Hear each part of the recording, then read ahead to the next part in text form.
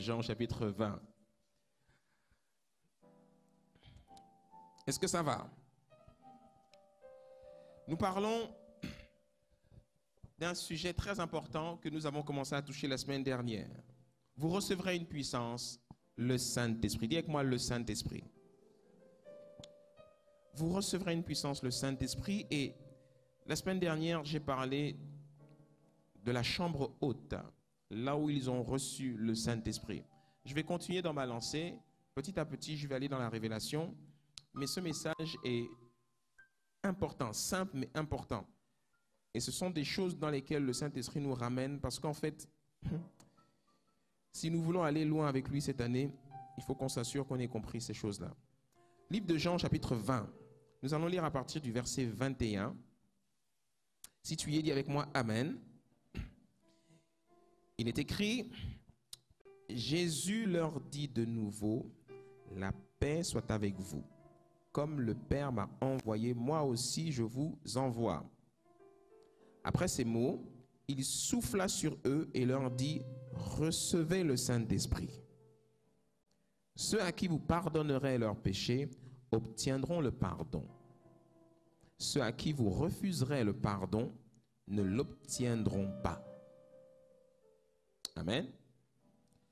Dans la version Parole vivante, il est écrit, ceux à qui vous pardonnerez leurs péchés en seront effectivement tenus pour quitte ou encore pardonnés. Et ceux à qui vous refuserez ce pardon resteront chargés de leurs péchés. C'est intéressant, n'est-ce pas? C'est très intéressant. Aujourd'hui, le sujet avec lequel je voudrais vous entretenir, c'est comment la puissance du Saint-Esprit agit-elle dans ma vie? Comment la puissance du Saint-Esprit agit-elle dans ma vie? Reviens sur le premier verset, s'il te plaît. On a cette scène-là où Jésus est ressuscité. Et il est en train de parler avec ses disciples. Et là, il leur fait une révélation assez intéressante. Il leur dit, hey, recevez le Saint-Esprit. Et après, il prononce cette parole, toute personne à qui vous pardonnerez leurs péchés seront pardonnés. Et toute personne à qui vous ne pardonnerez pas, le péché restera sur eux. Voici un pouvoir que je vous donne.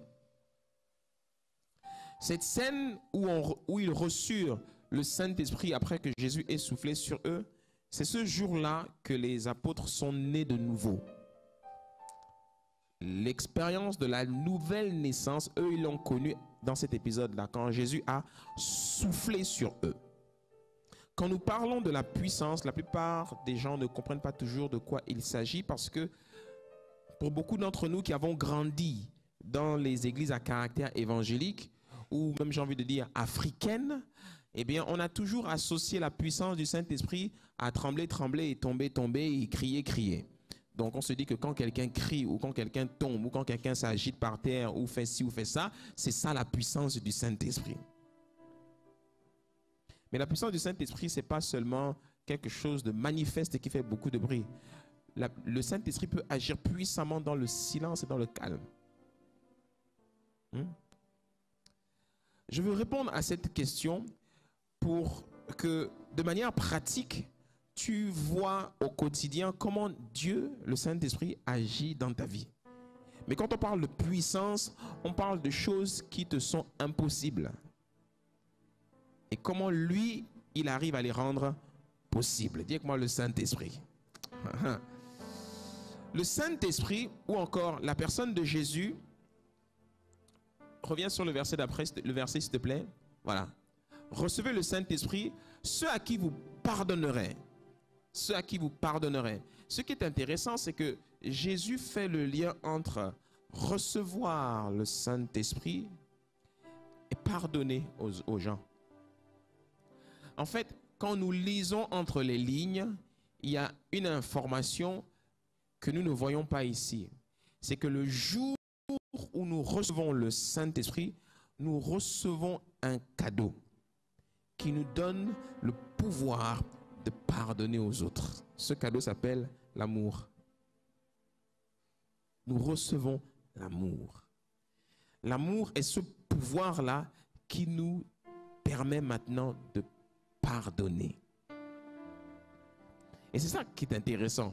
C'est que le Saint-Esprit, avant d'être l'esprit de puissance, avant d'être l'esprit de grâce, avant d'être l'esprit de ci ou de ça, il est d'abord l'esprit d'amour.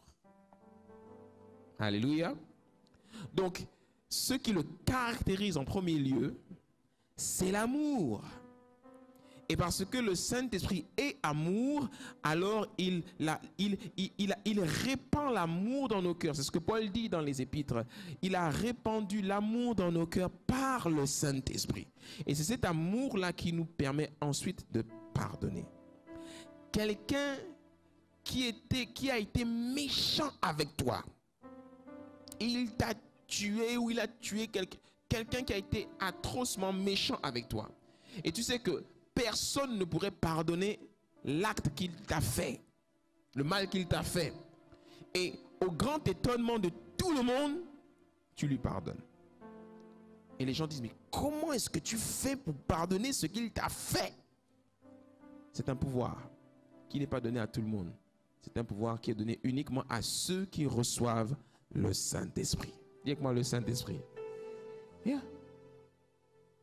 Mais ce pouvoir a aussi non seulement la capacité de pardonner, mais il a aussi la capacité de dire, je ne te pardonne pas et ton péché reste sur toi. C'est ce qu'il dit ici. Ceux à qui vous refuserez le pardon ne l'obtiendront pas. C'est fort, hein? Quelqu'un peut venir te dire, pardonne-moi. Et puis tu dis, je ne te pardonne pas. Et il dit, je m'en fiche. Mais ce qu'il ne sait pas, c'est que parce que tu es rempli du Saint-Esprit et que tu as dit, le péché que tu as posé là, il n'y a que moi qui pourra te l'enlever. Dis avec moi, avance, pasteur. Jésus-Christ a dit quelque chose lorsqu'il a guéri le paralytique. Et puis il a dit, tes péchés te sont pardonnés. Et puis les gens ont dit, il n'y a que Dieu qui peut pardonner les péchés aux hommes. Et là, Jésus-Christ va dire, le Fils de l'homme a sur la terre le pouvoir de pardonner. Quand Jésus-Christ dit le Fils de l'homme, il est en train de parler de toi, de moi, de nous tous qui sont comme lui. Nous avons le pouvoir de pardonner les péchés. Ce n'est pas une affaire de dire, oui, tes excuses sont acceptées. Ce n'est pas ça. C'est l'affaire de dire que, frère, si moi, fils du Dieu vivant, je dis que ton péché reste sur toi, ça reste sur toi. Tu as ce pouvoir entre les mains. Est-ce que tu sais ça? Et pasteur, qu'est-ce que tu dis? Jésus est mort pour tout le monde, donc si quelqu'un demande pardon à Dieu, ses péchés sont pardonnés. Non. Tout dépend de toi. Tu ne comprends pas. Si quelqu'un me fait du mal,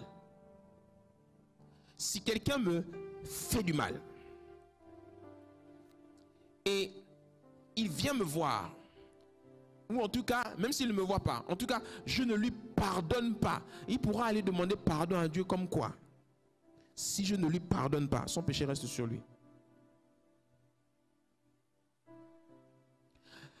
La seule porte de sortie qui peut lui être offerte, c'est si vraiment il est sincère dans son cœur et que Dieu choisit de lui faire miséricorde malgré moi. Sinon, il n'est pas pardonné. C'est fort, hein? La Bible dit que Abraham est allé chez Pharaon. Il a vendu sa femme, ou chez Pharaon ou Abimelech, je ne sais plus. Il a vendu sa femme, et puis Dieu va visiter Abimelech en rêve. Il va lui dire, tu vas mourir aujourd'hui. Pourquoi? Parce que tu as pris la femme d'autrui. Mais il ne m'a pas dit que c'était ta femme, il m'a dit que c'était sa soeur. Ce n'est pas mon problème, tu vas mourir quand même. Il va se réveiller, il va dire à Abraham, tu m'as menti, pourquoi tu as fait ça? Et Dieu va dire à Abimelech, le gars là, à qui tu as pris la femme là, c'est un prophète. Il va prier pour toi pour que tu sois pardonné. Ce n'est pas moi qui te pardonne, c'est si lui, il prie pour toi et il accepte de te pardonner pour ce que tu as fait. Tu as volé sa femme. Et c'est parce que Abraham avait prié pour Abimelech que la guérison est venue dans le pays. Parce que si tu te rappelles bien dans l'histoire, ils sont tous tombés malades. Et c'est pas la visitation de Dieu dans le rêve d'Abimelech qui a guéri le pays. C'est la prière d'Abraham. Est-ce que tu te rends compte du pouvoir qu'Abraham avait? Donc, si quelqu'un me fait du mal, tant que je ne lui accorde pas mon pardon, son péché reste sur lui. Mais ça, c'est si mon cœur est pur. Si mon cœur n'est pas pur, Dieu peut accepter de lui accorder miséricorde, malgré moi. Mais le Fils de l'homme a sur la terre le pouvoir de pardonner. Donc il ne s'agit pas ici seulement de Jésus, il s'agit de moi aussi. Alléluia. C'est pour ça que Dieu dit, Jésus-Christ dit, quand vous priez, priez ainsi: Notre Père qui es aux cieux, que ton nom soit sanctifié, que ton règne vienne et que ta volonté soit faite sur la terre comme elle est faite au ciel. Après il dit quoi? Pardonne-nous nos offenses comme nous aussi nous pardonnons à ceux qui nous ont offensés. Donc Dieu te pardonne en fonction du nombre de pardons que tu accordes aux autres. Donc quand les apôtres étaient en train de méditer sur ça, ils vont venir poser une question à Jésus dans le livre de Luc. Ils vont dire: mais alors Seigneur, combien de fois devrons-nous pardonner à quelqu'un? Jésus-Christ va leur répondre: vous allez pardonner à quelqu'un 7 fois, 77 fois, c'est-à-dire autant de fois qu'il vous le demandera. Ça veut dire que je peux réduire à 76, mon ami. Je peux réduire à 75. Je peux dire: je pardonne à 76, le 77e, là je ne lui pardonne pas, il est trop méchant. Et Dieu dit: ok, je t'accorde 76. C'est une manière de dire que si tu pardonnes à tout le monde, Dieu te pardonnera à toi. Mais si tu pardonnes seulement à certaines personnes, Dieu t'accordera le pardon selon ces certaines personnes. Ça veut dire que pardonner est un pouvoir. Mais c'est un pouvoir qui me rapproche de Dieu ou qui m'éloigne de Dieu, si je peux dire ça ainsi. C'est un pouvoir. Mais c'est un pouvoir qui n'est accordé que par le Saint-Esprit. Est-ce que tu me suis? C'est pour ça que le régime de la grâce sous lequel nous sommes est un régime qui est vraiment particulier. Ça n'a rien à voir avec la loi. Le régime de la grâce est plus compliqué que celui de la loi. Parce que c'est un régime qui repose sur le cœur. Donc c'est beaucoup de choses qu'on ne voit pas des yeux. C'est des choses qui se passent dans le cœur, la grâce. Et attention, c'est à double tranchant. Hein? Quelqu'un peut t'avoir fait du mal et puis tu lui en veux et tu choisis de ne pas lui pardonner. Mais si tu choisis de ne pas lui pardonner, assure-toi que tu es en accord avec Dieu. Parce que si tu n'es pas en accord avec Dieu, c'est-à-dire si Dieu te dit pardonne-lui. Non Seigneur, toi pardonne-lui. Non, Dieu dit non, toi pardonne-lui. Et tu dis je ne lui pardonne pas. Attention avec ça, parce que ça peut te jouer des tours. Parce que cette rancune-là, si tu as de la haine dans le cœur en plus, ça peut te créer des problèmes dans ton âme. Tu sais pourquoi? Parce que Jean, qui fait son exposé sur l'amour dans le premier épître de Jean, Jean dit que celui qui a de la haine dans son cœur pour son frère, il ne peut pas voir Dieu. C'est ce que Jean dit. Donc si je dis je ne lui pardonne pas et que je continue à nourrir de la haine, de la rancune dans le cœur de cette personne, je peux tout faire pour avancer avec Dieu. Dieu ne se révélera pas à moi. Chaque fois que j'irai dans la présence de Dieu, Dieu rappellera toujours à ma mémoire cette personne. Pardonne-lui. Tu sais pourquoi Dieu te rappelle à sa mémoire, à ta mémoire cette personne? Parce que cette personne, son entrée au paradis dépend de ton pardon. Parce que tu as le pouvoir de lui retirer son péché ou de maintenir le péché sur lui. Et cette personne aussi, elle va vivre là-bas et dans son cœur, elle sait que tu ne lui as pas pardonné et elle aussi continuera d'être malade à cause de cette affaire-là. Et vous allez avancer, avancer, avancer. Mais c'est le jour où tu accorderas ton pardon à cette personne-là qu'elle sera libérée. Ça, c'est si ton cœur est pur. Mais si ton cœur n'est pas pur, rappelle-toi, Dieu peut choisir de faire miséricorde à quelqu'un malgré toi. Est-ce que tu me suis? Est-ce que je parle à quelqu'un? Si tu es avec moi, fais comme ça. Yeah. Je progresse. Avant slide. Maintenant, Jésus-Christ va leur souffler sur le visage et il va dire: recevez le Saint-Esprit. Ils vont expérimenter ce qu'on appelle la nouvelle naissance. J'ouvre une parenthèse que je referme dans quelques minutes, très rapidement pour que tu comprennes c'est quoi cette affaire de recevoir le Saint-Esprit. Parce qu'en fait, recevoir le Saint-Esprit égale nouvelle naissance. Et ce qui est intéressant, c'est que dans nos églises, dans nos enseignements chrétiens, on nous fait souvent croire qu'il suffit de te lever comme ça, parce qu'on te l'a demandé, et de répéter tout bêtement de ta bouche, j'accepte Jésus-Christ dans mon cœur comme mon Seigneur et mon Sauveur, et je crois qu'il est ressuscité des morts. Allez, youpi, je suis sauvé. Toi, tu penses que c'est aussi facile, hein? Mais si c'était aussi facile, tout le monde irait au paradis. Même Satan aussi sait répéter ça par cœur, mieux que toi-même. Non, la nouvelle naissance consiste à recevoir, dis-moi recevoir, recevoir le Saint-Esprit. Donc, il n'y a que Dieu et toi qui savez si vraiment tu as reçu le Saint-Esprit. Dans nos églises, là, beaucoup vous nous mentez. Beaucoup, vous portez des masques. Vous faites croire aux gens que vous êtes nés de nouveau. Vous n'êtes pas nés de nouveau parce que on juge un arbre à ses fruits. Donc, quand on voit les fruits de ta vie, on sait si tu as reçu le Saint-Esprit ou si tu ne l'as pas reçu. Parce que quelqu'un qui a reçu le Saint-Esprit, on voit un changement. Il y a un changement dans sa vie. Tu es changé non seulement de l'intérieur, mais on voit aussi des changements s'opérer à l'extérieur, dans ton environnement. Donc, il y a beaucoup d'entre nous, je vous assure, on fait de la comédie. C'est la comédie avec Dieu. L'église de Jésus-Christ, il n'y a pas meilleur endroit, même Hollywood a menti. Je vous assure, même Hollywood a menti. Oui.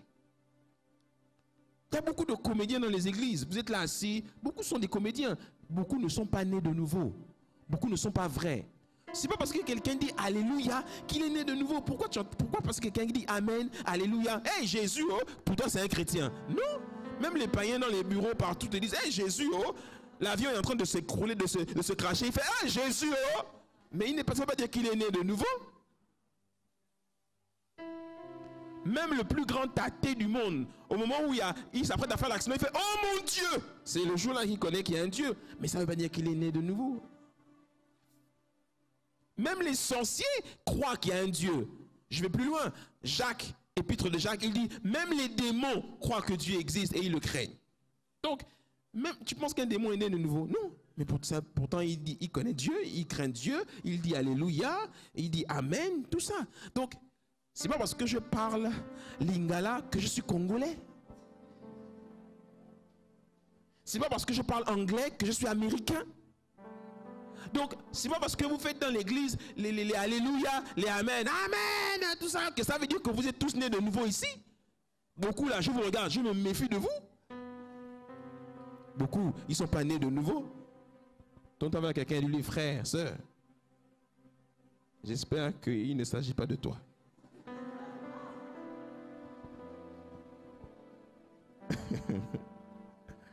Dis-moi la nouvelle naissance.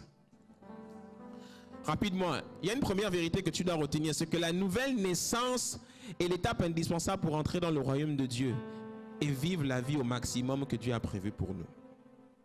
C'est la première étape indispensable. Donc, il faut arrêter de se leurrer. Arrêtons de faire la comédie. Si je n'ai pas reçu le Saint-Esprit dans mon cœur, sincèrement, je ne pourrais pas entrer dans le royaume. Car Jésus-Christ a dit dans Jean chapitre 3 que si tu ne nais de l'Esprit, tu ne peux entrer dans le royaume. Il est pratique, Jésus. Tu ne peux entrer. Le royaume de Dieu, ce n'est pas le ciel. Le royaume de Dieu, c'est un environnement, c'est le ciel sur la terre. Nous sommes en Christ dans le royaume de Dieu. C'est pour ça que Jésus, quand il est arrivé, il transportait le royaume de Dieu avec lui. Le royaume de Dieu, c'est une atmosphère, c'est un environnement, ça a de l'influence sur ceux qui nous entourent. Là où il y a le royaume de Dieu, les malades sont guéris. Là où il y a le royaume de Dieu, les aveugles retrouvent la vue. Là où il y a le royaume de Dieu, les problèmes sont réglés. Là où il y a le royaume de Dieu, les démons s'en vont. Là où il y a le royaume, tu ne peux pas dire que tu es dans ta maison et il y a le royaume de Dieu dans ta maison et puis les démons habitent là avec toi. Ils viennent te visiter la nuit, ils te pressent dans ton sommeil, ils t'embêtent, ils mangent ta nourriture dans le frigo. Non. C'est que le royaume de Dieu n'est pas là. Va chercher le royaume de Dieu. Invite le royaume de Dieu à venir. C'est pour ça que Jésus-Christ a dit, quand vous priez, dites, notre Père qui es aux cieux, que ton règne vienne, ou encore que ton royaume vienne. C'est-à-dire qu'il y a une affaire de déplacement. Le royaume vient quelque part. Est-ce que je parle à quelqu'un?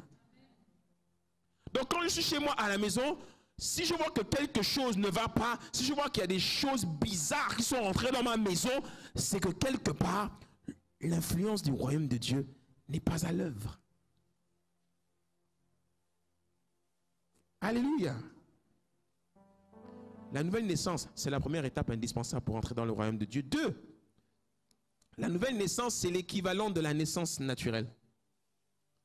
Quand je reçois le Saint-Esprit, quand je nais de nouveau, c'est comme si je viens de naître comme un bébé qui sort tout droit du sein de sa maman. Et quand un bébé sort tout droit du sein de sa maman, qu'est-ce qui le caractérise? Il ne connaît rien. Il est innocent. On a besoin de le porter. On a besoin de lui donner le sein. Qu'est-ce qui sort du sein? Le lait de la maman. On a besoin de lui apprendre des choses. Hein? Même s'il y a des choses qui sont déjà innées en lui. Quelles sont les choses qui sont innées chez un bébé qui vient de naître? Pleurer, manger. Quoi d'autre encore? Vous n'avez pas remarqué que les bébés, il n'y a rien de plus charnel? Moi, ma fille qui vient de naître là, quand elle est en train de prendre le sein sur sa mère, dès que tu lui enlèves le sein là, elle s'énerve. Je dis, oh. Il y en a beaucoup, c'est à ça que vous ressemblez. Dès qu'on vous retire quelque chose, pourquoi? Aujourd'hui, tu ne sais plus. Tu t'assois un peu, tu as fait une bêtise, assieds-toi. Pourquoi? Je quitte l'église. Mais quitte.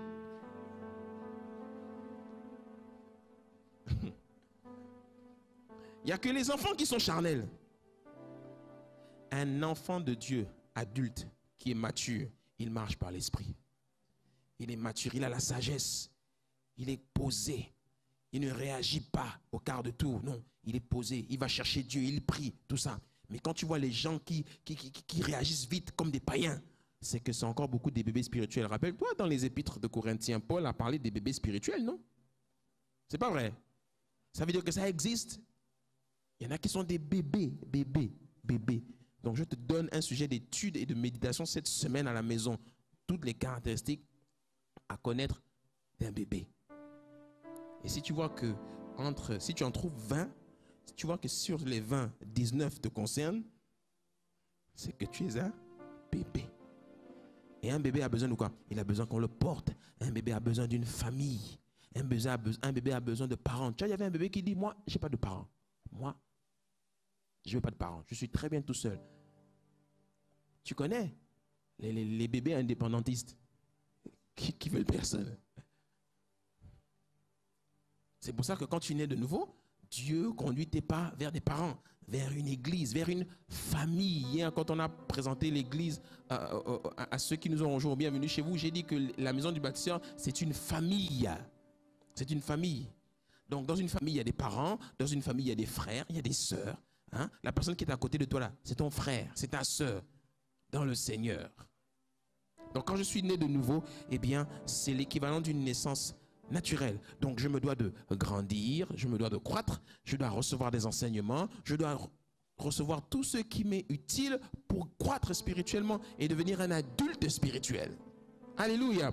Donc, recherchez plus les enseignements qui vous font grandir que les choses qui vous excitent et qui vous apportent rien. Un bébé, dès que tu lui mets les dessins animés, c'est plein de couleurs. C'est pour ça que dans le monde des enfants, on met plein de couleurs. Parce que les enfants, ils aiment les couleurs, ça les distrait. Ils aiment ceux qui ont l'air beaux, positifs, joyeux. Les bébés spirituels aiment beaucoup les prophéties. Je parle des prophéties positives. Hein. Les prophéties positives, là, les prophéties de si tu deviendras ça, tu vas avoir ça. C'est comme les dessins animés.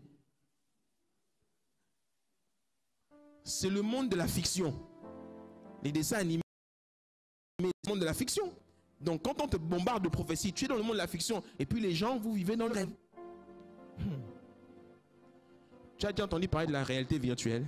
On est en train d'y aller là, le metaverse. Tout ce qui est, on parle en ce moment de ça, le monde numérique, c'est le monde de demain, où les gens vont vivre avec des lunettes sur les yeux et puis vont passer leur temps à vivre dans un monde virtuel. Beaucoup, à cause des prophéties, vous vivez dans un monde qui est complètement virtuel. Vous rêvez. Parce qu'il a dit que je deviendrai riche un jour. Donc, tu es là dans une pauvreté exécrable, mais tu refuses de travailler, tu refuses de... mais tu vis dans ton rêve qu'un jour, tu vis dans un monde virtuel. Dis que moi avance, pasteur. Regarde, 3, la nouvelle naissance n'est pas le message que Jésus a dit d'enseigner. Hein? Elle est la conséquence d'une décision, une expérience et non un enseignement. Donc, recevoir le Saint-Esprit, naître de nouveau là, c'est une expérience. Et c'est une expérience que toi seul peux décrire. Toi seul sais ce que tu as vécu dans ton cœur avec Jésus. Toi seul sais ce que Jésus t'a fait le jour où tu l'as rencontré. Toi seul sais. C'est quelque chose qui ne s'explique pas. C'est quelque chose qui se vit. C'est quelque chose qui s'expérimente, qui se ressent au plus profond de son être. Est-ce que je parle à quelqu'un? Oui. Tu dois être capable de t'asseoir et d'expliquer ce que tu as vécu avec Jésus. Je dois pouvoir t'appeler ici, te donner le micro et tu m'expliques comment tu as vécu ton expérience avec Jésus. Ah. Il y en a le jour où vous avez expérimenté le Saint-Esprit, vous avez pleuré. D'autres, vous dites que vous avez expérimenté quelque chose avec Jésus, mais vous étiez assis sur une chaise à l'église. Bon, et rien ne s'est passé. Vous êtes rentré à la maison et votre vie a continué comme avant. Tu n'as rien reçu, mon frère. Si tu as vraiment reçu quelque chose, ça t'a bousculé. Et tu as décidé de prendre une décision. Tu as décidé de changer ta vie. Naturellement, quand on reçoit le Saint-Esprit, les décisions suivent. Des changements radicaux, je dis bien radicaux dans notre vie suivent. C'est un changement à 360 degrés. On ne peut pas dire qu'on a reçu le Saint-Esprit et je suis toujours dans les mêmes choses. Je suis toujours pareil. Par exemple, si je suis grossier, si je reçois le Saint-Esprit, quand je prononce un gros mot, mon corps vibre bizarrement. Il dit, c'est pas bon ce que je viens de dire là. C'est pour ça que quand nous lisons les épîtres, Paul est pratique. Paul dit que parmi vous, on n'entende pas de mots grossiers. Parce qu'il y a le Saint-Esprit au milieu de vous. Donc tu ne peux pas être là, tu es dit que tu es rempli du Saint-Esprit et puis tu es grossier. Pour moi, si tu es grossier, tu n'as pas reçu le Saint-Esprit. Tu es un païen. Éphésiens 4, verset 17. Ils ont l'intelligence obscurcie. Est-ce que je parle à quelqu'un? Tu ne peux pas dire que tu as reçu le Saint-Esprit, tu l'as expérimenté, mais tu continues toujours à aller dans la boîte de nuit. Mais oui. Si moi, Luc Ondias, tu me vois un jour en boîte de nuit, c'est que je suis en train de prêcher l'évangile à tous ces perdus-là. Donnez-moi le micro ici, arrête la musique. Hey, vous allez aller tous en enfer ici, là. Les gars, sortez vos flingues, vos couteaux, butons le gars là. Je vous assure, ils ne vont pas sortir les flingues. Oh, moi, si le no stress m'invite pour aller prêcher, j'y vais. Hein. Oh, ils mettent la musique, ils vont danser jusqu'à 2 heures. Après, oh, les gars, nous avons le docteur Luc Ondias ici, le gars qui passe à Télé Africa, ils vont tous acclamer. Alors là, ils vont dire, aujourd'hui, on va voir ce que le gars là va nous dire dans la boîte de nuit là. Oh, je vous assure, le Saint-Esprit va me remplir. Terrible, ils vont tous agenouiller là. Quoi? Ah oui. Le titre de mon message, ce sera comment la boîte de nuit vous amène en enfer. Allez simple.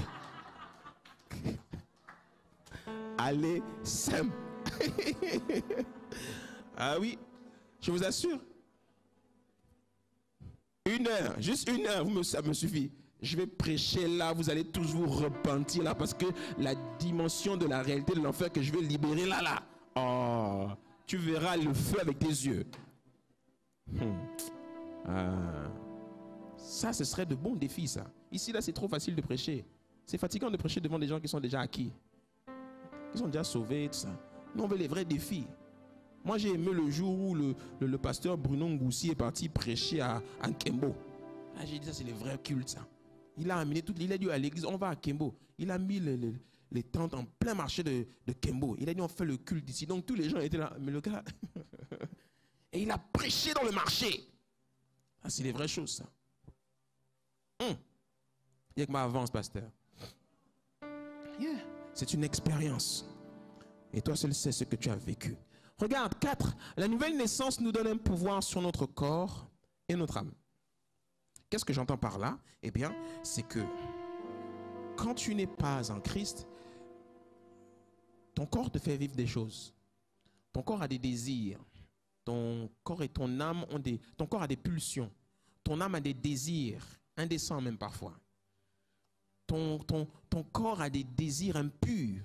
Tu veux des choses. Ton corps, la Bible dit dans le livre de Galates, chapitre 5, à partir du verset 19, la Bible dit que le corps n'est pas ami avec l'esprit. Les deux sont opposés. Donc l'esprit peut vouloir quelque chose, mais le corps dit, barré mon frère. Non. Tu es là et ton esprit dit, tu dois marcher dans la sainteté. Et ton corps dit, clique là. Il y a un film porno que tu vas regarder tout de suite là. Et tu dis non. Et quand tu cliques dessus, le film porno commence. Et tu es là, oh, faut que j'arrête de regarder ça.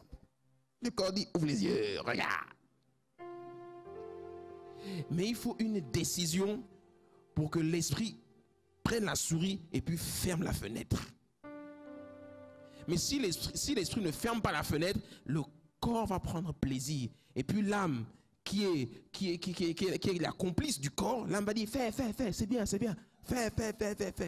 Le problème, c'est que le corps est charnel. Donc le corps, tout ce qu'il engrange, tout ce qui rentre par les yeux, par les oreilles, tout ce qui rentre, ça va chez l'âme. Et l'âme est gaspillée. Et l'âme qui est le siège de ta volonté et de tes pensées, quand tu vas dormir la nuit, tu rêves maintenant de ça. Parce que c'est l'âme maintenant qui a enregistré. L'âme est comme un disque dur dans un ordinateur. Elle stocke les données. Donc les données là, tu vois quand tu allumes l'ordinateur, puis tu entends... C'est ça quand tu dors. Quand tu dors, le disque dur continue à tourner. Et tu commences à avoir des rêves. Et quand tu vois des rêves, tu vas dire, oh Seigneur, j'ai les démons qui viennent me presser là. Non, c'est ton âme qui te rappelle et qui te ressasse ce que tu as enregistré quand tu étais en train de regarder la télévision ou ton ordinateur. C'est pas un démon. Les démons disent, oh, nous on n'a rien fait. C'est lui.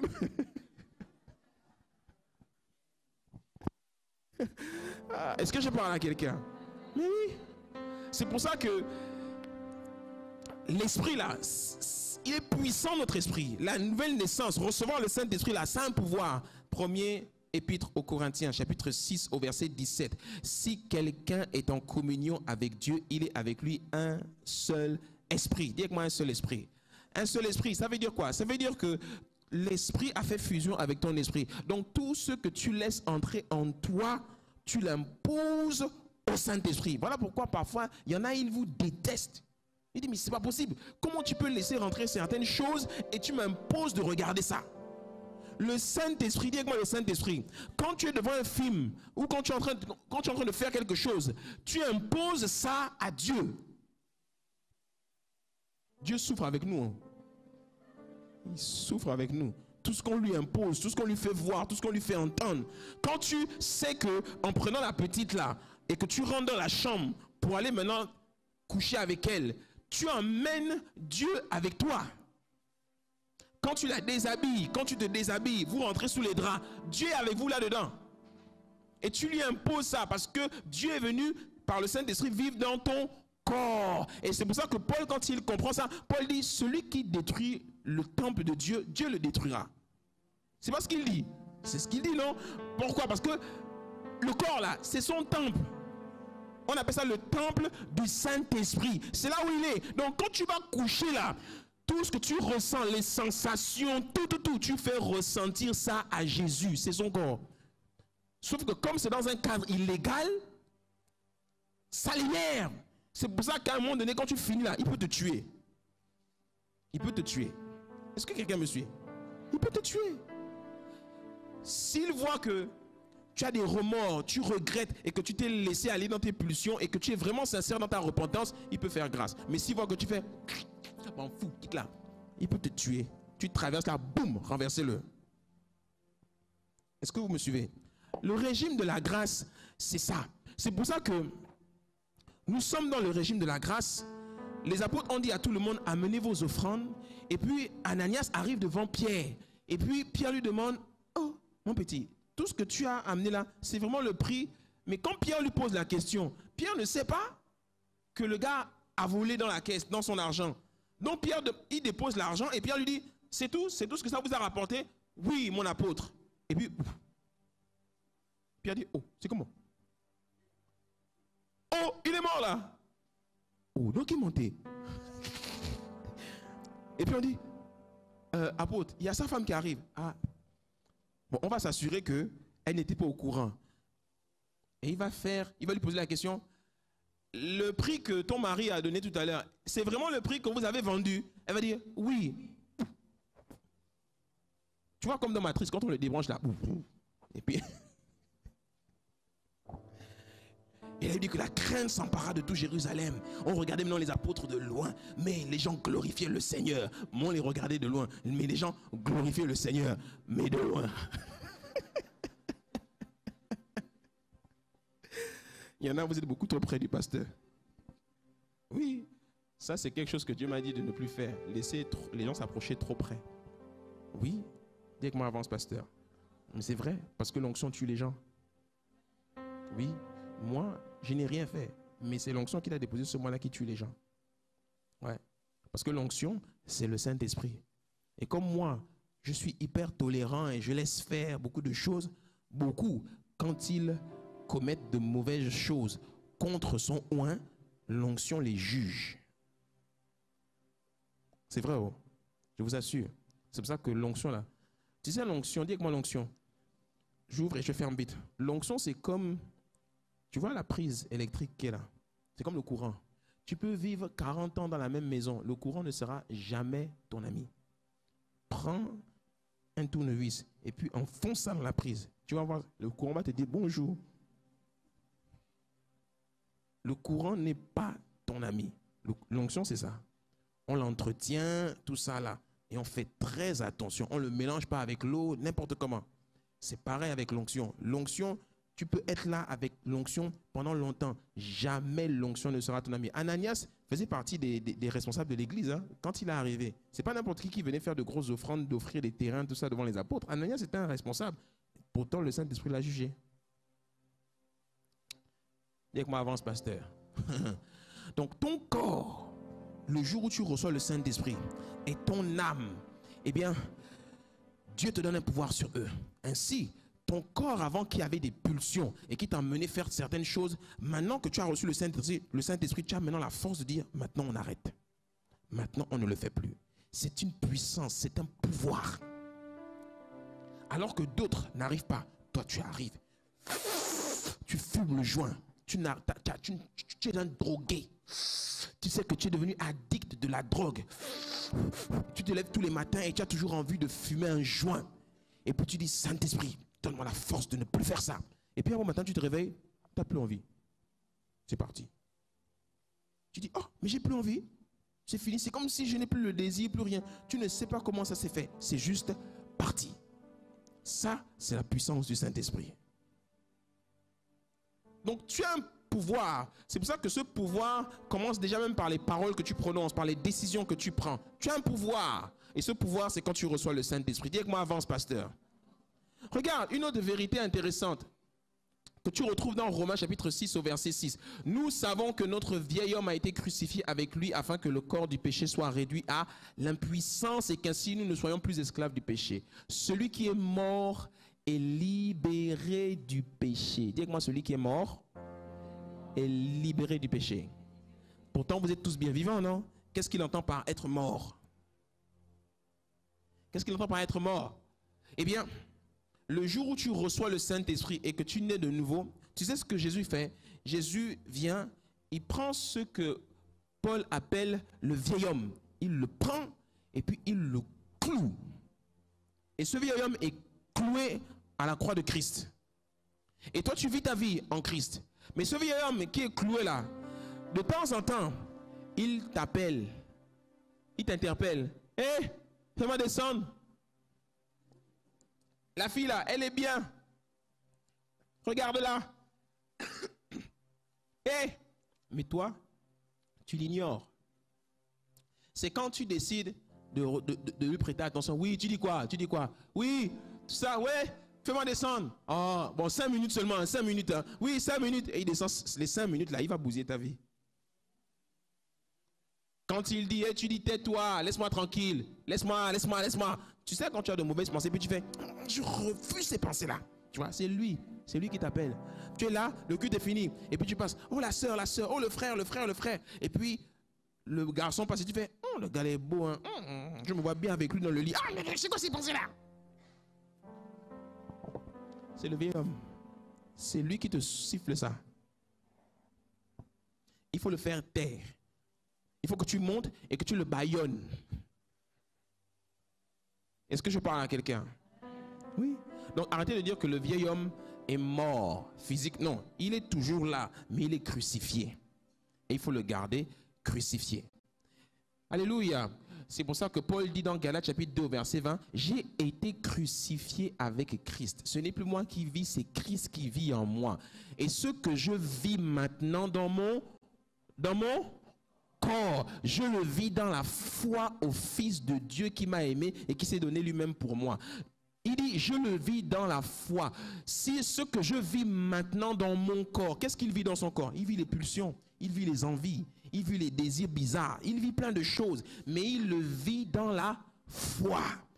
Qu'est-ce que la foi? La foi, c'est de dire, Seigneur, bien que je ressente ça, je ne le ferai pas par ta grâce. Seigneur, bien que je ressente cette pulsion, je ne le ferai pas par ta grâce. Seigneur, bien que mon corps me dit, va commettre ci, va faire ça, je ne le ferai pas parce que je marche par la foi au nom de Jésus. Et par la foi, Seigneur, je sors de ma maison et le soir, je rentrerai en n'ayant pas commis un tel acte au nom de Jésus. Je marche, je vis par la foi. Alléluia. C'est pour ça que Paul rajoute plus loin dans le livre de Romains, au verset chapitre 7 ou 8, je crois, il dit, nous sommes sauvés en espérance. En espérance. Ça veut dire qu'en fait, là où nous sommes, on n'est pas encore sauvés vraiment. On n'est sauvés que si, en espérance, nous arrivons à rester intègres jusqu'à notre mort. Est-ce que je parle à quelqu'un? Oui, je suis chrétien soi-disant. Et puis, Dieu m'a accordé 75 ans sur la terre ou 80 ans, je ne sais. Et puis, au ciel est arrêté que je vais mourir demain. Et bizarrement, la veille, je tue quelqu'un. Et je dis, je m'en fous si je l'ai tué. Toutes les années là, c'est comme si ça s'efface d'un coup. Et tu rentres en enfer. Parce que tu étais là en espérance. En espérance veut dire quoi? Vous êtes sauvés à condition que vous respectiez, vous gardiez mes commandements, à condition. C'est pour ça qu'en fait, quand on pose la question dans les églises, est-ce qu'on peut perdre son salut? La réponse est oui. Je peux perdre mon salut si j'accepte, je cède à la tentation et je finis par tomber et je ne me relève plus. Et je peux finir en enfer alors que j'avais bien commencé. Est-ce qu'on me suit? Donc le Saint-Esprit n'est qu'un guide, un conseiller qui marche avec nous tout au long de notre vie. Et il espère qu'on va rester tel que nous sommes là jusqu'à la fin. Est-ce que je parle à quelqu'un? Bien sûr. Bien sûr. C'est pour ça que la Bible nous dit que le Saint-Esprit peut s'attrister. Le Saint-Esprit peut même se mettre en colère. Quand le Saint-Esprit se met en colère contre quelqu'un, il ferme sa porte. C'est fini, tu es perdu. Il peut s'attrister quand tu fais de mauvaises choses et que tu emmènes son corps, son temple, à l'associer à ça. Est-ce que je parle à quelqu'un?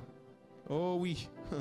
Retiens 5. À la nouvelle naissance, Dieu a créé en nous un esprit nouveau, un cœur nouveau et nous a donné une nouvelle vie.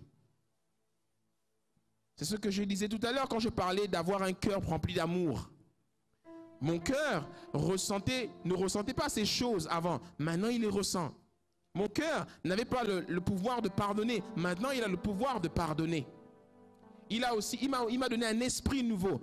Voilà pourquoi la Bible dit que mon esprit a été régénéré. Première épître de Pierre. Mon esprit a été régénéré ou encore recréé.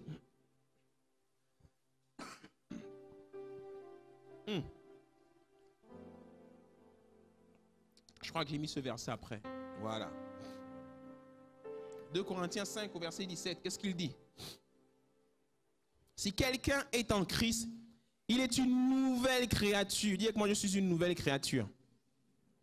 Les choses anciennes sont passées, voici, toutes choses sont devenues nouvelles. Parole vivante dit, si quelqu'un entre en communion vivante avec le Christ, il devient un homme nouveau. Il est recréé. L'ancien état est dépassé. Ce qu'il était autrefois a disparu. Ce que j'étais autrefois. Autrefois, j'étais un bandit. Autrefois, j'étais un gangster. Autrefois, j'étais un coureur de jupons. Autrefois, j'étais un menteur, un voleur. Autrefois, maintenant, cela a disparu.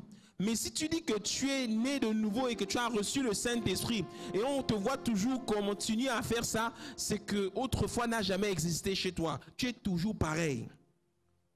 Et en fait, le Saint-Esprit, au moment où il a voulu rentrer, il a vu qu'en fait, tu n'étais pas sincère dans ta conversion et il est resté à la porte. Parce que je vous assure, quand vous avez rencontré le Saint-Esprit, je vous assure, c'est la rencontre la plus merveilleuse que vous pouvez avoir. Donc, vous ne pouvez pas rencontrer le Saint-Esprit et puis retourner. Non, ce n'est pas possible. C'est pour ça que Paul dit, non, c'est Pierre qui dit ça. Il dit, quelqu'un qui a rencontré Christ et qui l'a vraiment rencontré et qui décide de retourner, il est semblable à un chien qui a vomi et qui est reparti manger ses propres vomis. Oui. Tu penses qu'on peut manger ses propres vomis et puis revomir encore? Non, tu es perdu.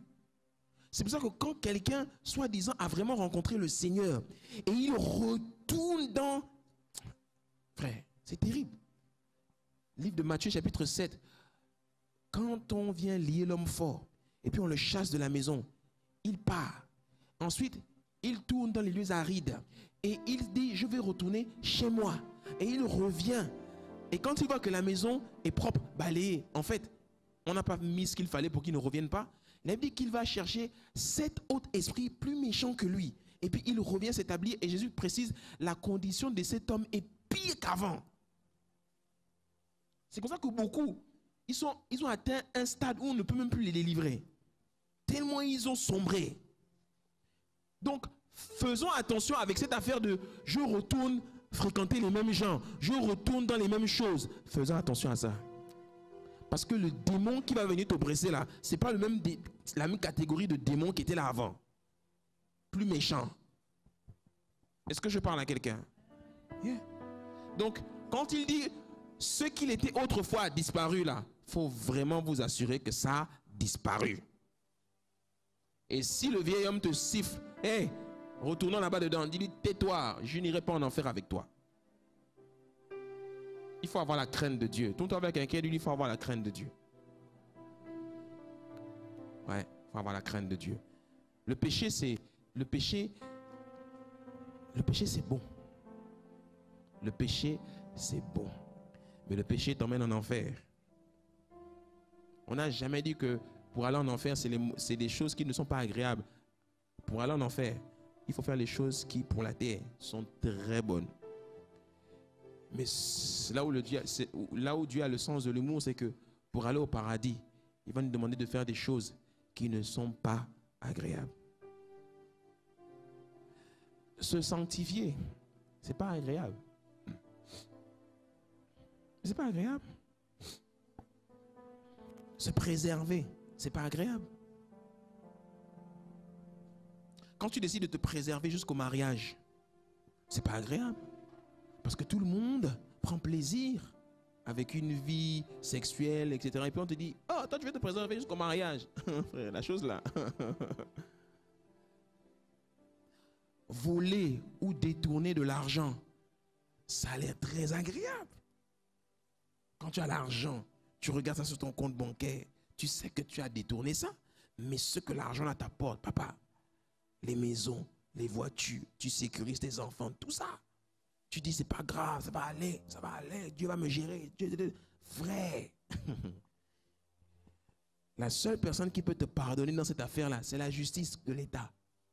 Mais comme la justice a dit que tous les voleurs, donc si la justice ne t'a pas acquitté, le péché reste sur toi. Et ça peut t'emmener en enfer, cette affaire-là. Est-ce que tu me suis? Oui. Parce que quand tu vas arriver devant la porte du paradis, et tu vas dire, mais j'ai accepté Jésus, non? Ils vont dire, il n'y a pas de problème. Mais est-ce que tu as rendu l'argent que tu avais volé? Non, tu n'avais pas rendu. Donc, la charge reste toujours sur toi. Donc, tu ne rentres pas. Oh, homme de Dieu, qu'est-ce que je dois faire alors si j'ai volé et que ça remonte à plusieurs années? J'ai même déjà bouffé une bonne partie. Mais il te reste encore de l'argent, oui. C'est quand j'étais ministre, et puis j'ai détourné. J'ai construit des maisons avec, etc. J'ai même envoyé mes enfants en France avec, etc. Et puis, j'ai encore une bonne partie de cet argent dans le compte bancaire. Mais aujourd'hui, je suis en Christ. Je suis en Christ. Qu'est-ce que je dois faire de cet argent? Tu veux que je te dise ce que tu dois faire de cet argent que tu as volé? Dis-moi, dis-nous, pasteur. Tu prends l'argent là et tu viens déposer au pied du Seigneur et de son apôtre. Et tu dis, prends l'argent là, parce que je suis indigne pour manger cet argent là. Prends ça et utilise ça pour le royaume. Construis des églises avec, sauve des âmes avec. La construction des églises et les âmes qui vont être sauvées là, ça va rentrer direct sur ton compte au ciel. Alléluia.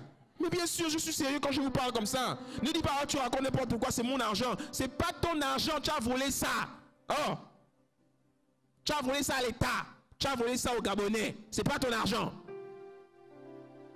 Donc si tu veux que le Seigneur te sauve, prends l'argent là, même si c'est des milliards, emmène ça ici.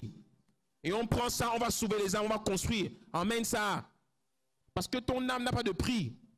1 milliard, 2 milliards, 5 milliards, c'est quoi par rapport à ton âme? Comparé à ton âme.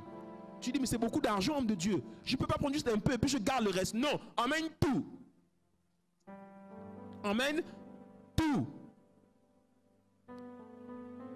Sauf si tu veux prendre ça et puis appeler le ministre de la Justice et puis dire au ministre de la Justice, j'ai volé l'argent, je veux rendre. Il va dire, procureur de la République, arrête le gars là.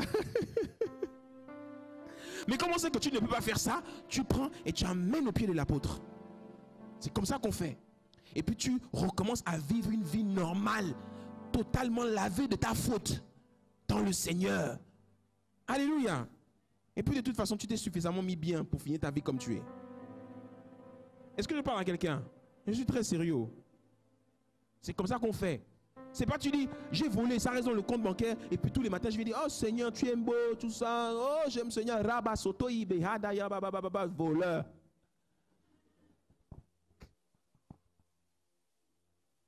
Oui, je sais que le message là parle à quelqu'un. Et il y a quelqu'un qui est assis sous son canapé en train de me regarder à la télévision, il sait qu'il est concerné.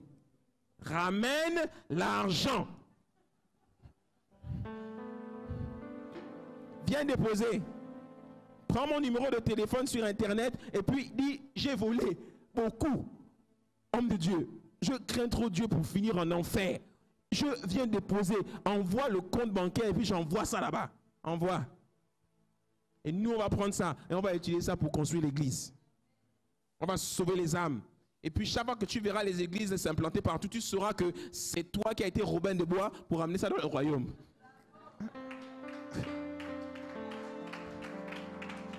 Alors si tu vas acclamer, acclame bien. Oui. Beaucoup, c'est comme ça qu'ils peuvent entrer au royaume. Je vous assure, beaucoup seront sévèrement jugés pour les actes qu'ils ont posés quand ils étaient assis en poste d'autorité. Beaucoup. On ne s'amuse pas avec ça. On ne s'amuse pas.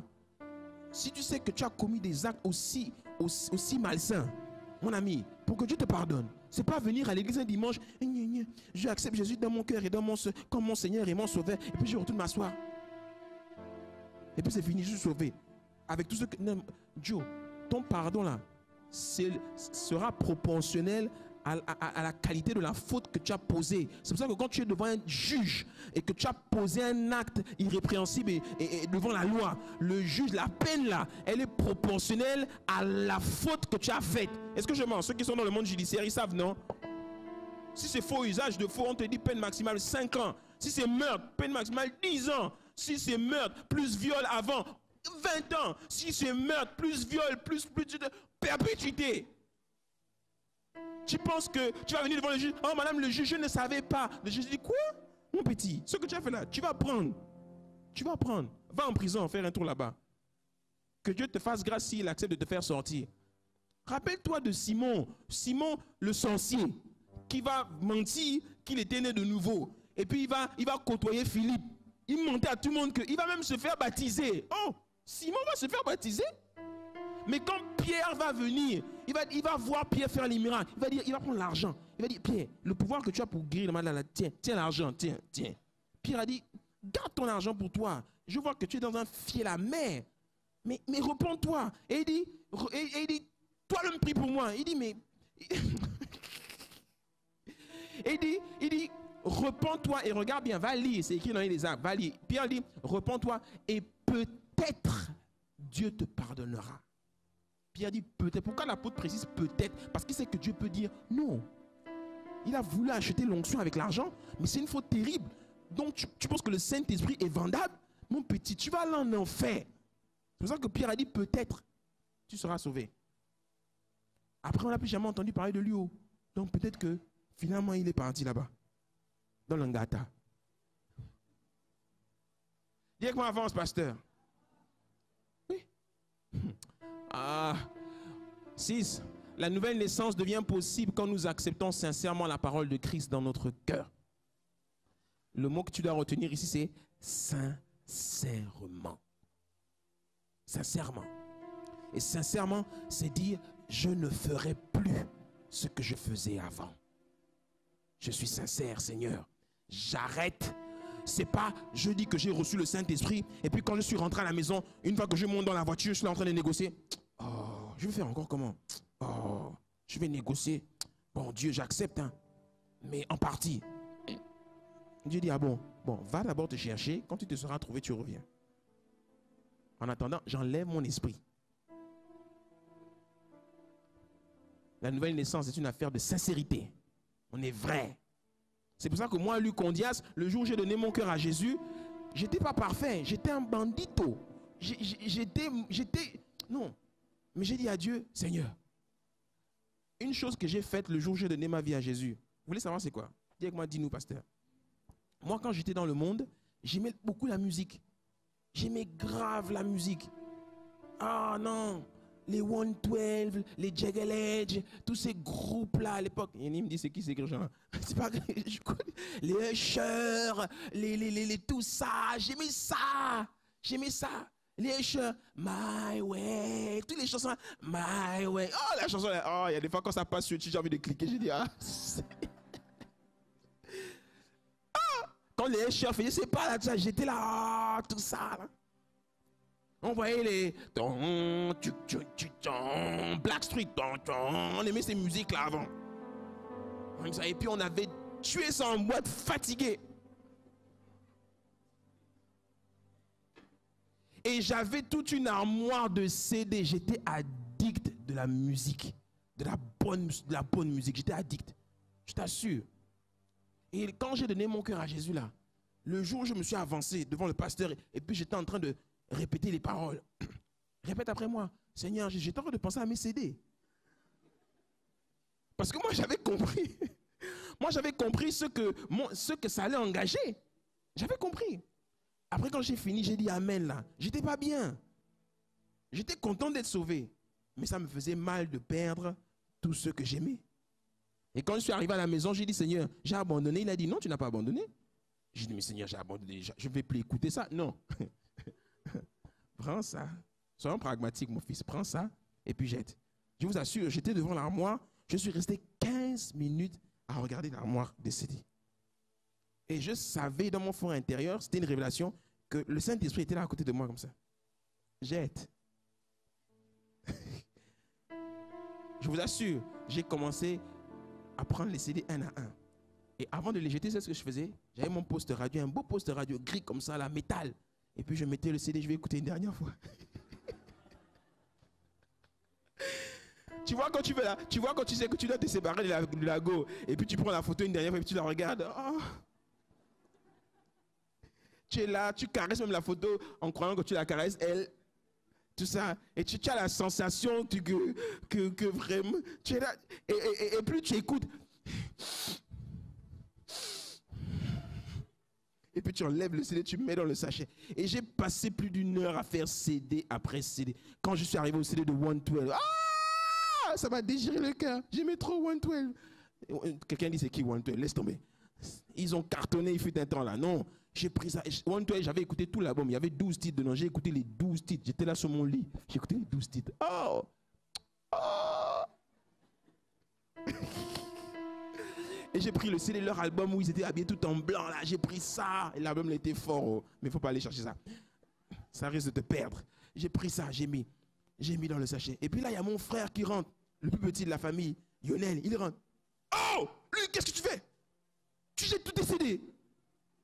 Il sort là, je m'en crois. Ismaël! Lui, jette ses CD. Oh, c'est vrai.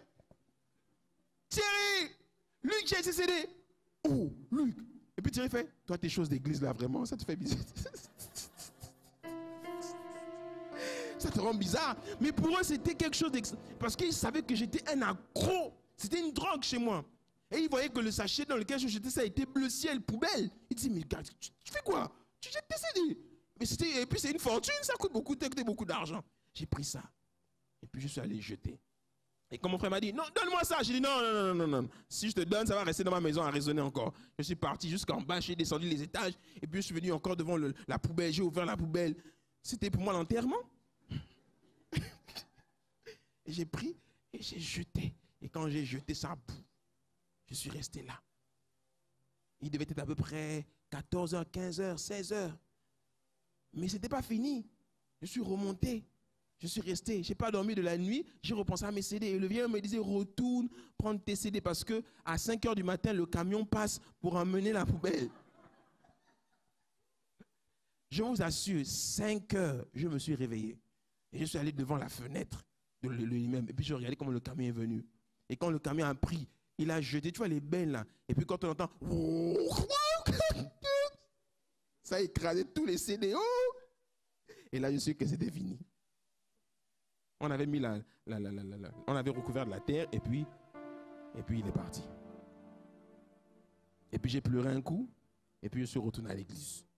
Quand on m'a demandé, Luc, ça va? J'ai dit, ça va, mais mon cœur était brisé à cause de mes CD. Les CD là, ils avaient plus de valeur que ma copine. Hein? Je t'assure. Alléluia. L'affaire de la copine là, c'était une autre affaire encore. Parce que le Saint-Esprit a dit, on a fini avec les CD, maintenant on attaque la copine. Ça aussi, ça a été une autre histoire. Je te raconterai ça la prochaine fois. Next épisode. Alléluia. Viens que moi avance, pasteur. Non, acclame un peu le Seigneur. C'est comme ça qu'on fait. Oh. La nouvelle naissance, 7, elle nous fait passer de fils du monde à fils de Dieu. Je pense que tu as suffisamment compris. Et 8, la nouvelle naissance, elle nous fait passer de personnes ordinaires à personnes extraordinaires. Oh, ça c'est quelque chose, je prendrai un jour la peine de te raconter ça. En Christ, tu deviens quelqu'un d'extraordinaire. Tu deviens unique. Est-ce que je parle à quelqu'un? Je vais clôturer. Commence à me jouer un petit son, pas trop fort s'il te plaît. Je vais te clôturer en te précisant 2 points par rapport à ce que j'ai dit. La première chose que tu dois retenir, c'est qu'il y a une incompatibilité entre le monde et le Saint-Esprit. Celui qui reste attaché au monde, c'est comme un court-circuit qui fait disjoncter la puissance du Saint-Esprit dans sa vie. Le Saint-Esprit, quand tu l'as reçu et et qui veut libérer sa grâce et sa puissance dans ta vie. Quand tu connectes au monde ou quand tu veux garder le monde, à chaque fois qu'il veut activer, bam, le disjoncteur saute. Ça disjoncte. Tu vois, quand on dit il y a une masse sur le compteur, être attaché au monde, garder quelque chose qui est du monde dans ta vie, ça crée des masses sur la puissance du Saint-Esprit et il ne peut pas le libérer. C'est un peu comme tu es saisi par l'Esprit, mais tu sais que tu es dans le péché. Tu vois ce que je veux dire? Tu sais que tu es dans le péché, mais tu es saisi par l'Esprit ce jour-là. Et au moment où tu veux faire quelque chose, boum, c'est comme si le diable vient te rappeler, regarde ce que tu fais. Et ça te freine complètement dans ton élan spirituel. C'est une masse. Il y a une incompatibilité entre le monde et la puissance du Saint-Esprit. On ne peut pas prétendre avancer avec lui si on a encore le monde ou même un peu de monde à la fois en nous et autour de nous. Avoir le monde en nous, c'est toujours avoir des pensées, des désirs qui sont mondains et les faire. Et autour de nous, c'est comme par exemple continuer à fréquenter un certain type de personnes ou un certain type d'endroit. C'est tout ça le monde. Dis-moi le monde. Regarde, la Bible dit dans Jean 14 au verset 13. Jésus-Christ dit quelque chose. Tout ce que vous demanderez en mon nom, je le ferai afin que la gloire du Père soit révélée dans le Fils. Ça, on a compris. Si vous me demandez quelque chose en mon nom, je le ferai. Mais regarde, il précise maintenant la condition. Si vous m'aimez, respectez mes commandements. Donc, tu dis que tu as reçu mon esprit et que tu m'aimes. Ce qui va démontrer que tu m'aimes vraiment, c'est si tu respectes mes commandements. Mais comme Jésus ne veut pas s'arrêter là, il va plus loin. Il dit, quant à moi, dis avec moi quant à lui. Quant à moi, je prierai le Père et il vous donnera un autre défenseur afin qu'il reste éternellement avec vous, l'Esprit de vérité, que le monde ne peut pas accepter parce qu'il ne le voit pas et ne le connaît pas. Mais vous, vous le connaissez car il reste avec vous et il sera en vous. Donc, le jour où je reçois le Saint-Esprit, il est avec moi et il est en moi. Mais pour que toute la plénitude du Saint-Esprit soit libérée dans ma vie, il faut que je renonce au monde. Parce que tant que je suis dans le monde, je ne peux pas voir, ni entendre, ni recevoir quoi que ce soit de lui. Donc il peut rester là en mode stand-by. Et il ne bouge pas tant que tu n'as pas fait le ménage dans ta vie. Est-ce que je parle à quelqu'un? Voilà pourquoi beaucoup d'entre nous, on n'expérimente pas Dieu dans notre vie. On ne ressent pas comme des flots qui arrivent parce qu'en fait, il y a des blocages dans notre vie. Fais le ménage, fais un examen de ta vie. Regarde, tu vas voir qu'il y a peut-être quelque chose qui bloque. Je ne sais pas, hein, ça peut être ton cœur, une rancune, une pensée, un péché, je ne sais pas. Mais quelque chose en tout cas qui est incompatible avec la sainteté de Dieu. Sa sainteté, c'est son esprit. Et il a pris sa sainteté, il a mis ça en toi. Romains 8, 11. Si l'esprit qui a ressuscité Jésus d'entre les morts habite en vous, il donnera aussi la vie à votre corps mortel. Votre corps. Donc, le Saint-Esprit habite en moi. Mais ces flots de grâce ne peuvent pas être libérés dans ma vie tant qu'il y a encore du monde en moi. Pourquoi est-ce que le Saint-Esprit me dit de vous donner ce message? Parce que le Saint-Esprit est en recherche aujourd'hui de vrais chrétiens. Des gens qui sont purs, qui sont vrais. Pas les faussetés qui fatiguent nos églises. Le Saint-Esprit veut sauver le Gabon. Et pour sauver le Gabon, il a besoin de gens qui sont vrais. Il n'a pas besoin des faux. Aujourd'hui, les églises sont remplies trop de gens qui sont faux. Moi, si tu es faux, tu ne m'intéresses pas. La seule chose qui m'intéresse chez toi, c'est que tu sois sauvé. Mais nous, ce qu'on veut, c'est les vrais. Parce que Dieu bâtit son royaume avec des gens qui sont vrais. des gens qui pleurent pour son royaume, des gens qui ont faim de lui, des gens qui ont soif de son esprit, des gens qui veulent voir son église avancer, des gens qui veulent voir Dieu venir. Ce sont ceux-là que Dieu veut. Il ne veut pas les faussetés qu'on trouve dans nos églises. Mais oui, moi j'ai pris une décision. J'ai dit d'arrêter. J'ai dit, Seigneur, je ne me fatigue plus avec les gens qui sont faux.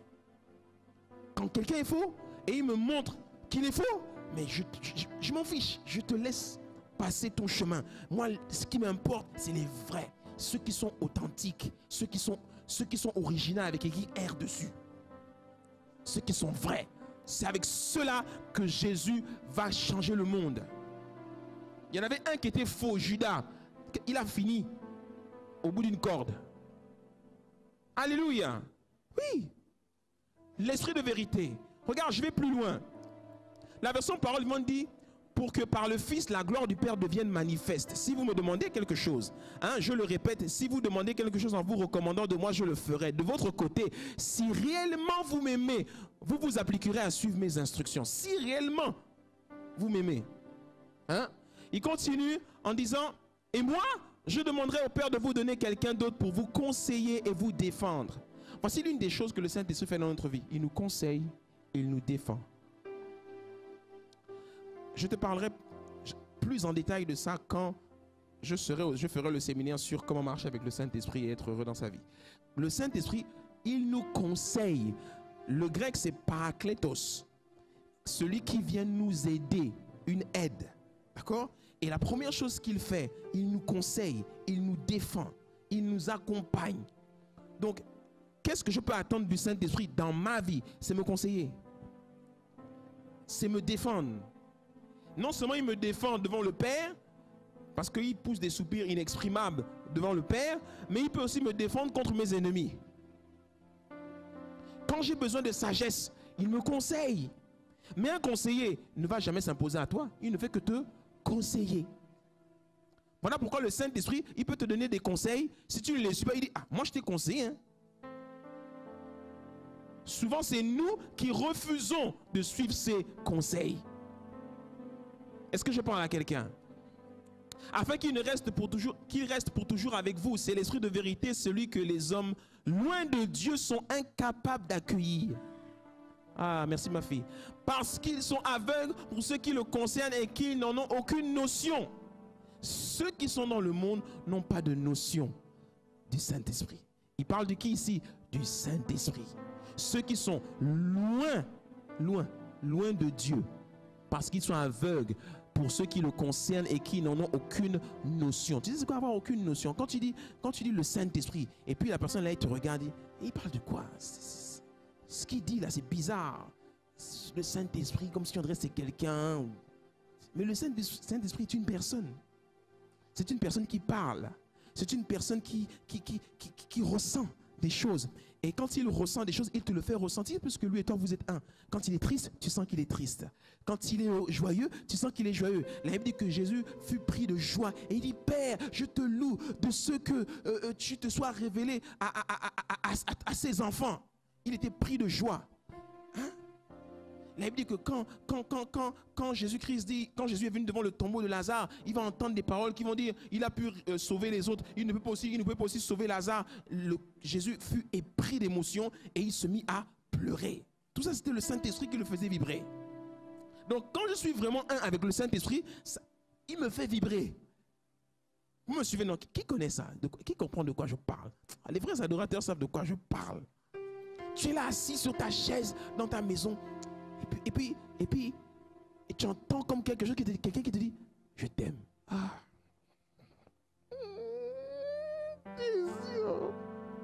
Je t'aime. Ou bien, je suis d'accord avec toi, avance.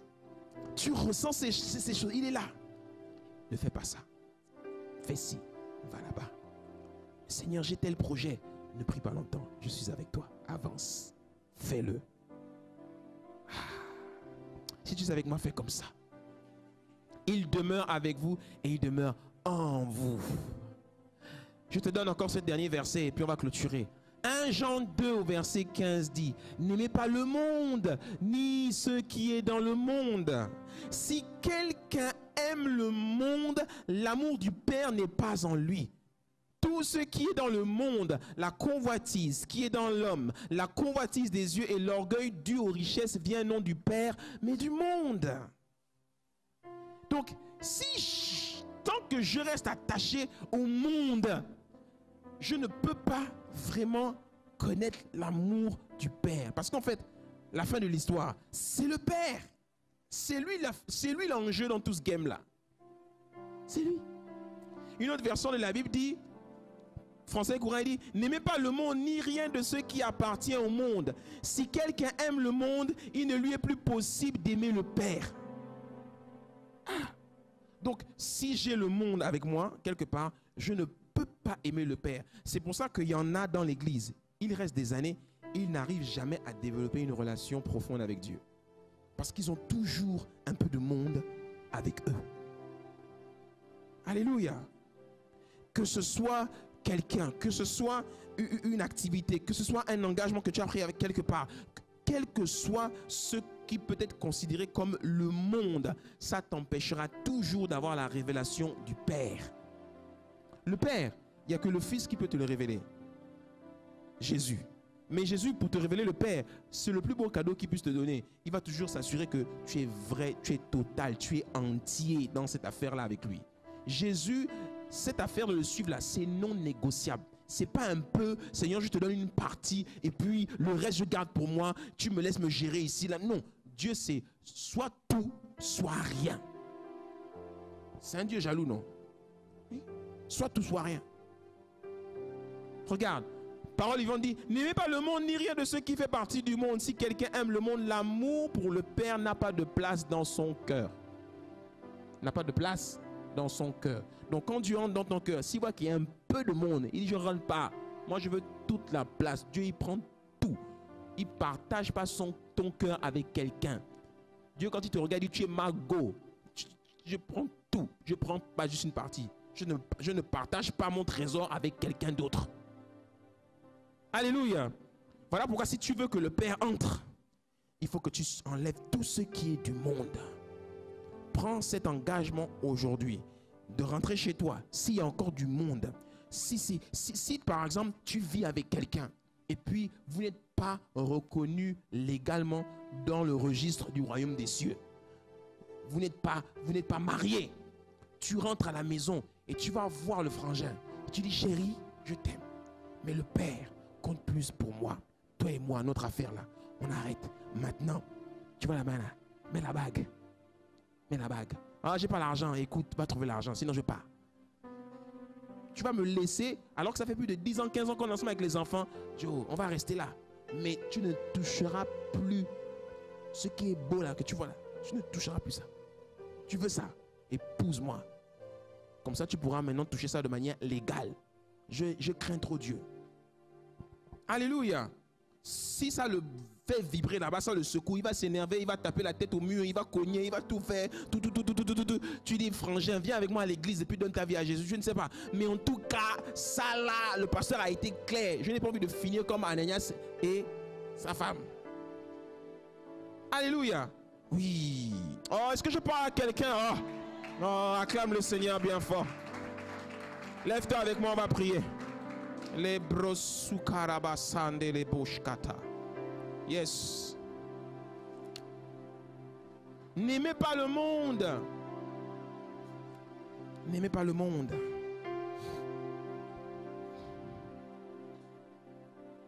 La semaine prochaine, je te parlerai comment prendre de bonnes décisions avec le Saint-Esprit. Comment savoir que la décision que j'ai prise, Dieu est avec moi, Dieu est d'accord. Je te parlerai un peu de ces choses-là. Cette parole qui a été libérée, elle a été libérée pour que tu comprennes que recevoir le Saint-Esprit, c'est une affaire d'avoir un cœur sincère quand on le fait. Recevoir le Saint-Esprit, être né de nouveau, c'est pas une affaire de venir dire j'ai donné mon cœur à Jésus juste comme ça. Non. Cela doit être suivi d'un changement radical dans ta vie. Voilà pourquoi, si tu ne connais pas Jésus ou si tu t'es reconnu dans ce message et tu sais qu'il y a encore un peu de monde dans ta vie, voire même beaucoup, avant que je rende le micro là, viens devant. On va prier. Là, c'est l'homme de Dieu qui t'appelle. Tu viens devant et puis on va prier. Et tu vas rétablir l'alliance avec Dieu. Tu sais que là, c'est sérieux. Est-ce que l'église peut élever la voix? Lebrosuka. Enlève. Quand Dieu t'appelle, enlève. Enlève le monde. Tout ce qui est monde, enlève-le. Choisis aujourd'hui d'être sincère dans cet engagement que tu prends avec lui. Dieu recherche des personnes authentiques, des personnes qui sont vraies. Il ne veut pas partager son cœur, ton cœur avec quelqu'un d'autre. Il le veut entièrement. Oh, Saint-Esprit, merveilleux Saint-Esprit, doux Saint-Esprit. Magnifique Saint-Esprit. Nous nous soumettons à ta grâce. Oh, que l'Église élève sa voix. Est-ce qu'on peut parler au Saint-Esprit? Est-ce qu'on peut élever nos voix et parler au Saint-Esprit? Parle au Saint-Esprit.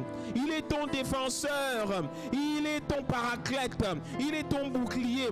Mais ce qu'il te demande, c'est que tu sois vrai. Trop longtemps, il t'a conseillé. Il te parle, mais tu ne comprends pas. Tu refuses d'écouter. C'est pour ça que tu as tous ces blocages. C'est pour ça que tu as toutes ces portes qui te sont fermées. C'est pour ça que tu as autant de problèmes. Parce que tu n'écoutes pas. Écoute-le. Il est le meilleur ami. Il est la personne la plus merveilleuse que Dieu t'ait donnée. Le paraclète. Jésus-Christ a dit, je m'en vais, mais je vous laisse le Saint-Esprit. Écoute-le. Écoute-le. Oh,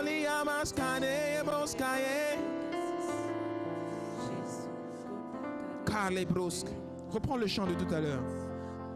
Je t'adore.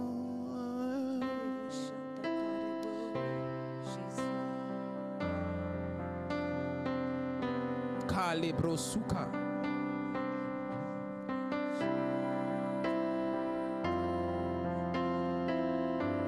Oh Saint-Esprit, vois ton peuple. Étends ta main sur ton peuple. Pendant des années, nous n'avons pas été toujours vrais. Mais Seigneur, aujourd'hui, tu nous rappelles à l'ordre. Et tu dis, prêchez ma parole de manière authentique, afin que mes enfants entendent vraiment ma voix. Arrêtez de donner des messages qui ne me reflètent pas. Les églises sont remplies de pasteurs qui donnent des messages qui ne reflètent pas Jésus, qui ne reflètent pas l'évangile. Et les gens sont esclaves de doctrines qui ne nous amènent pas à te connaître, Seigneur. Mais pourtant, dans l'église primitive, les gens se convertissaient au Seigneur. Les gens entendaient l'évangile. Pierre avait prêché et 3000 personnes ont donné leur vie à Jésus. Seigneur, donne-nous l'évangile vrai, l'évangile authentique, afin que ton peuple te connaisse. Parce que tu as dit que mes brebis entendent ma voix et la reconnaissent. Elles reconnaissent ma voix et elles viennent à moi. Tel est notre rôle, de prêcher ta parole et d'amener ton peuple entre tes bras. Oh, nous voulons te donner nos vies. Je t'aime tant, je t'aime tant. Oh, Saint-Esprit, je t'adore, je t'adore, je t'adore, je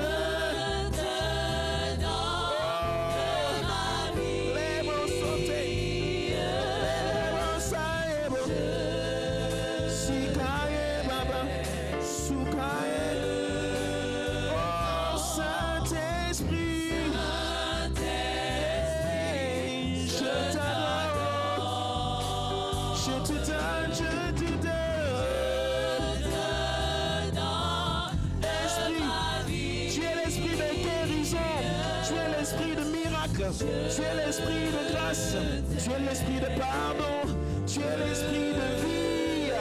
Saint-Esprit, je t'adore, je te donne, abandonne-toi à lui,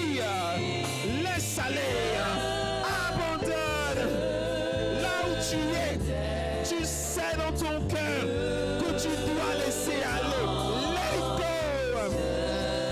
Oh, je t'aime tant. Oh, disons, tendre Père, je t'adore. Je t'adore. My Bonsaï.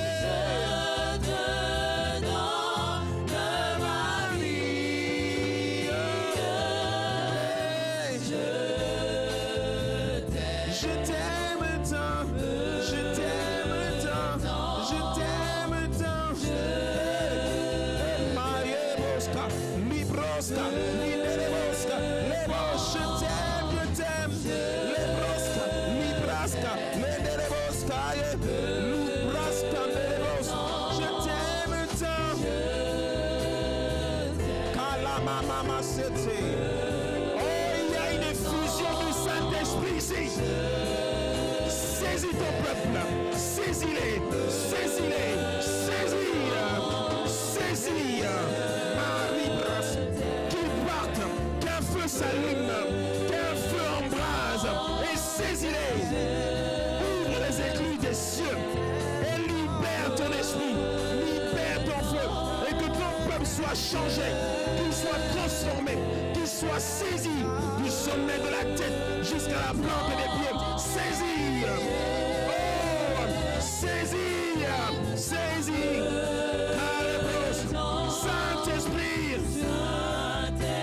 Malika! Sakaba! Lebros Koutayeba!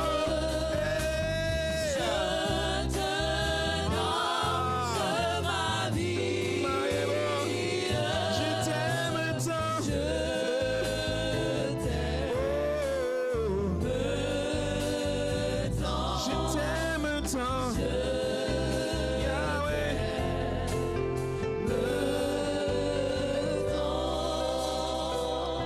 Est-ce qu'on peut acclamer le Seigneur?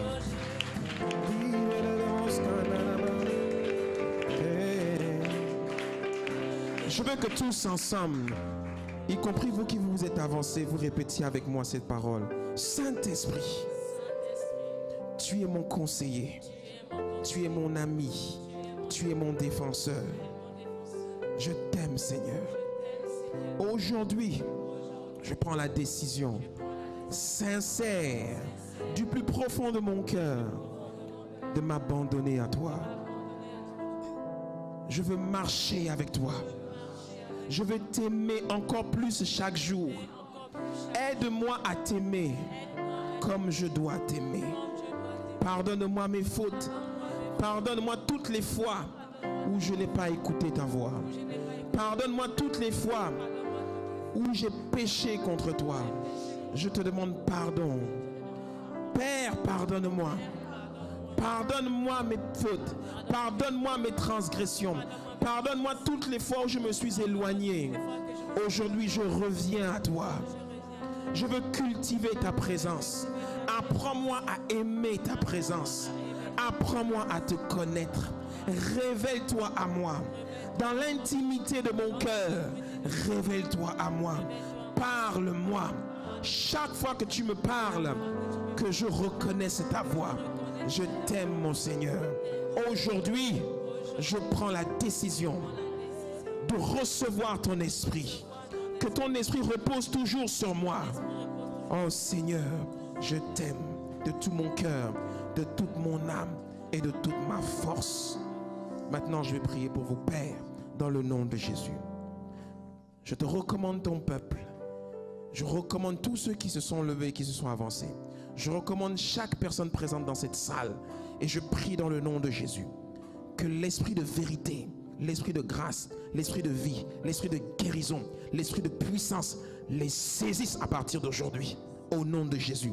Que chacun reparte dans son foyer, dans sa maison, à l'extérieur, mais qu'il reparte tous saisis de l'esprit, remplis de l'esprit, à ceux qui n'avaient pas reçu le baptême du Saint-Esprit, qu'ils soient à partir de maintenant baptisés du Saint-Esprit, qu'ils commencent à parler en langue, qu'ils commencent à parler la langue des anges, que Seigneur, ton peuple soit saisi de toi. Saisis-toi de leur langue, saisis-toi de leur corps, saisis-toi de leur corps tout entier. Et Seigneur, qu'ils soient remplis du Saint-Esprit. Seigneur, que le péché soit éradiqué dans leur vie. À partir d'aujourd'hui, tu en fais de véritables vases remplis de ton esprit. Père, je te les recommande. Et que celui qui est venu et qui voulait voler leur âme, voler leur destinée, qu'ils soient vaincus au nom de Jésus. Je déclare et décrète que toute arme forgée contre eux sont nulles et sans effet. Au nom puissant de Jésus, qu'ils accélèrent et qu'ils marchent sur le chemin de leur destinée et qu'ils s'apprennent chaque jour à te connaître et à te découvrir. Fais d'eux de véritables témoins à Jérusalem, dans la Judée, dans la Samarie et jusqu'aux extrémités de la terre. Au nom puissant de Jésus-Christ.